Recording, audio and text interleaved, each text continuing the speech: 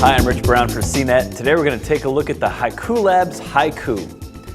So this little guy is actually a grocery list making assistant designed to use with your iPhone currently, although the company says they will be expanding to Android soon.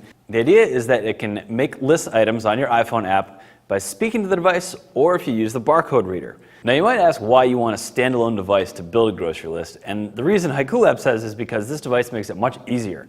You don't have to pull out your smartphone, swipe, find the app, open the app, etc.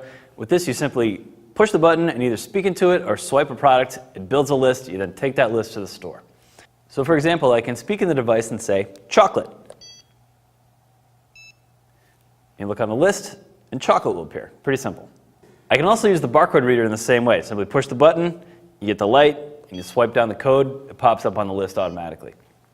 Now in testing I found that both the voice recognition and the barcode scanning work pretty well, but there's actually a few features in here that make this a little bit more interesting. If I swipe a barcode the Hiku doesn't recognize, I'll get a tiny little beep that'll let me know it hasn't shown up.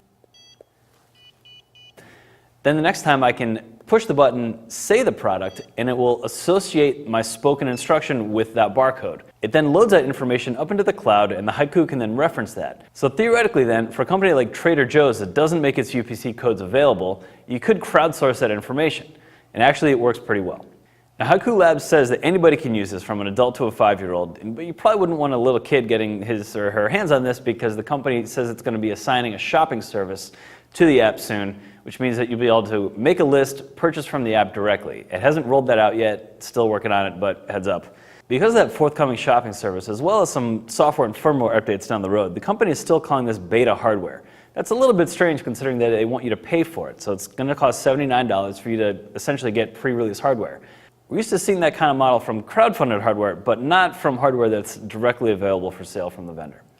Overall, this definitely seems a little bit gimmicky, and I can't see it being that much more convenient than a pen and paper for basic list making. But in terms of the in-app shopping service, there's definitely some potential here, and I'm really interested to see how that develops. I'm Rich Brown, this is Hiku Labs Hiku.